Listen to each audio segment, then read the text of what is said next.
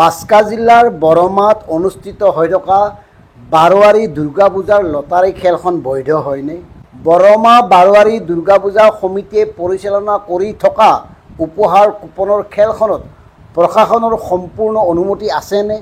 আৰু এই উপহাৰ কুপনৰ নামত যিবোৰ পুৰস্কাৰ তাত ৰখা হৈছে, শ্ব' কৰি ৰখা হৈছে, সেই উপহাৰবোৰ সঁচাকৈ টিকট ক্ৰয় কৰা লোকে লাভ কৰিবনে?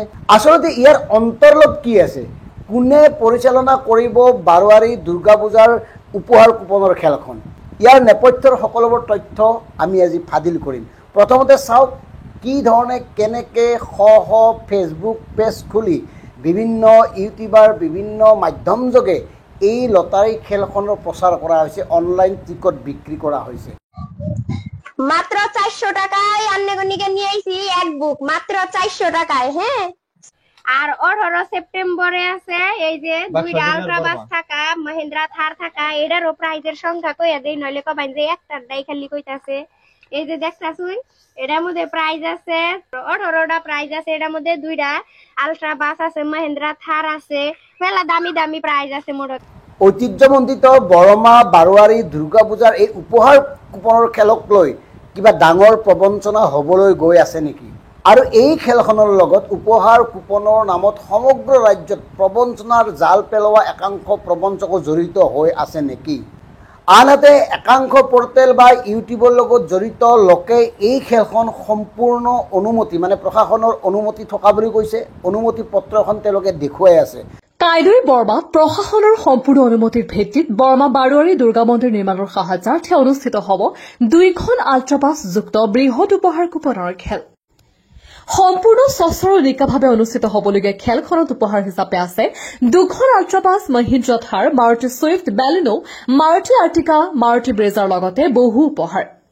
আচলতে যিখন অনুমতি পত্ৰ দেখুৱাইছিল সেই অনুমতি পত্ৰখনত কিনো লিখা আছে তাৰ প্ৰথম বাক্যটো চাওক, মই আপোনালোকক পঢ়ি দিছোঁ। তাত লিখা আছে যে বৰমা বাৰোৱাৰী দুৰ্গা পূজা ভাগ্য খেল পৰিচালনা সমিতি for holding of all type of sports of বাৰোৱাৰী Durga Puja, all type of sports of বাৰোৱাৰী দুৰ্গা পূজা ফিল্ড অন 18/9/2024। এতিয়া প্ৰিয় দৰ্শক আপোনালোকে মন কৰক ইয়াত কি লিখা আছে। আৰু তেওঁলোকে বিভিন্ন খেলা ধূলাৰ বাবে অনুমতি বিচাৰিছে আৰু সেই খেল ধেমালি মানে শেষ কৰাৰ সময় দিয়া হৈছে নিশা 8 বজাত। এতিয়া আমাৰ কথাটো হ'ল উপহাৰ কুপন খেল ধেমালিৰ ভিতৰত পৰে নেকি? আনকি আশ্চৰ্যজনকভাৱে খুদ আৰক্ষীয়ে খাকী পোছাকত আহি লটাৰীৰ কাউণ্টাৰ মুকলি কৰিছে। বাৰোৱাৰী দুৰ্গা পূজা সমিতিৰ সমূহ কাৰ্যকৰ্তাক মই বৰমা আৰক্ষী থানাৰ ফালৰ পৰা ধন্যবাদ জ্ঞাপন কৰিছোঁ। আজি উপহাৰ কুপন খেলৰ কাৰ্যালয় উদ্বোধনী অনুষ্ঠানত মোক এনেদৰে মাতি কাৰ্যালয়ৰ উদ্বোধনী অনুষ্ঠানত ভাগ ল'বলৈ সুবিধা কৰি দিয়াৰ বাবে মই সকলোকে পুনৰবাৰ ধন্যবাদ জ্ঞাপন কৰিছোঁ। মানে আৰক্ষীয়ে খাকী পোছাকত আহি এনেকৈ লটাৰীৰ কাউণ্টাৰ মুকলি কৰিব পাৰে নেকি? কাৰণ এয়াতো লটাৰী আৰু সমগ্ৰ ৰাজ্যত লটাৰী বেণ্ড আছে। মুখ্যমন্ত্ৰী ডাঙৰীয়াই কৈছে ইতিমধ্যে গুৱাহাটী উচ্চ ন্যায়ালয়ে নিজাকৈ এটা গোচৰে ৰুজু কৰিছে এই লটাৰীৰ বিৰুদ্ধে। উপহাৰ কুপনৰ নামত সমগ্ৰ ৰাজ্যত যি ধৰণে এটা প্ৰবঞ্চক চক্ৰই এই লটাৰী খেল পৰিচালনা কৰি আহিছে তাৰ হাতৰাত বন্দী বৰমা বাৰোৱাৰী দুৰ্গা পূজাৰ এই উপহাৰ কুপনৰ খেলখন। ইয়াত দ্বিতীয় পক্ষ এটা আছে আৰু দ্বিতীয় পক্ষটোৱে এই খেলখন পৰিচালনা কৰিব। ইতিমধ্যে দ্বিতীয় পক্ষৰ লগত চুক্তি স্বাক্ষৰ কৰা হৈছে। দ্বিতীয় পক্ষই খেল পৰিচালনাৰ সমস্ত দায়িত্ব নিজৰ হাতত চমজি লৈছে। আনকি এই উপহাৰ কুপনৰ খেলখনৰ নামত পূজা সমিতিক 5 লাখ টকা দিয়া বুলি উল্লেখ আছে। 5 লাখ টকাত চুক্তিবদ্ধ হৈছে। গতিকে 5 লাখ টকাৰ বিনিময়ত এটা প্ৰবঞ্চক চক্ৰই কোটি কোটি টকা প্ৰবঞ্চনাৰ কৰি কেনেকৈ সাধাৰণ মানুহৰ ভাগ্যৰ লগত খেলিছে আমি তাৰ কথাই ক'ব খুজিছোঁ। আৰু এই কথাটো অতি বেয়া কথা হৈছে। ৰাজ্যত সকলো ধৰণৰ লটাৰী খেল নিষিদ্ধ আছে। মুখ্যমন্ত্ৰীয়ে বাৰে বাৰে কৈছে। ইতিমধ্যে উচ্চ ন্যায়ালয়ে নিজাববীয়াকৈ গোচৰ ৰুজু কৰিছে। তাৰপিছত এই ধৰণে ফাঁকি কোনে দিলে? ফাঁকি দিবলৈ কেনেকৈ সাহস পালে? এই যিটো ষড়যন্ত্ৰ, এই গোটেই ষড়যন্ত্ৰটো গোটেই পৰিকল্পনাটো পৰিচালনা কৰে দ্বিতীয় পক্ষই। আৰু দ্বিতীয় পক্ষত কেইজনমান দুৰ্বৃত্ত টাইপৰ মানুহ আছে। দুৰ্বৃত্ত মানে প্ৰবঞ্চক আছে। তাৰ ভিতৰত আমি কেইবাবাৰো উল্লেখ কৰিছোঁ নলবাৰীৰ আলি, ফটিক ৰাজবংশী, জনৈক মণ্ডল। গতিকে এই কেইজনে সমগ্ৰ ৰাজ্যত বিভিন্ন ঠাইত বিশেষকৈ নলবাৰী জিলাত মানে উপহাৰ কুপনৰ খেলৰ নামত সাধাৰণ জনতাক কোটি কোটি টকাৰ প্ৰবঞ্চনা কৰি আহিছে, কোটি কোটি টকা তেওঁলোকে আত্মসাৎ কৰিছে। আৰু ইয়াৰ বিৰুদ্ধে এতিয়ালৈকে প্ৰশাসনে কোনো ধৰণৰ ব্যৱস্থা লোৱা আমাৰ চকুত পৰা নাই। সেয়ে বাৰে বাৰে কৈছোঁ, এই বৃহৎ প্ৰবঞ্চক চক্ৰটোৰ লগত শীৰ্ষ আৰক্ষী বিষয়া জড়িত আছে নেকি?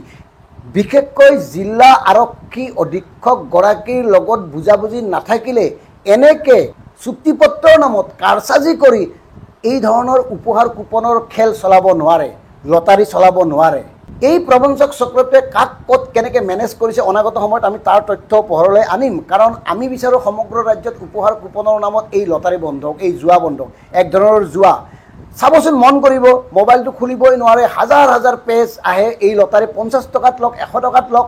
উপহাৰ কুপন এনেকুৱা নেকি 100 টকাত 2টা, 100 টকাত 3টা, 200 টকাত 5টা। এই যিটো দাম দৰ হৈ আছে লটাৰী, প্ৰলোভন কৰিছে সাধাৰণ জনতাক, প্ৰলোভিত কৰি আহিছে। এই প্ৰলোভনৰ বিৰুদ্ধে এটা ব্যৱস্থা গ্ৰহণ কৰিব লাগে। যিয়ে মন যায় যেনেকৈ তেনেকৈ লটাৰীৰ বিজ্ঞাপন প্ৰচাৰ কৰিছে, লটাৰীৰ টিকট অনলাইন বিক্ৰী কৰি আছে।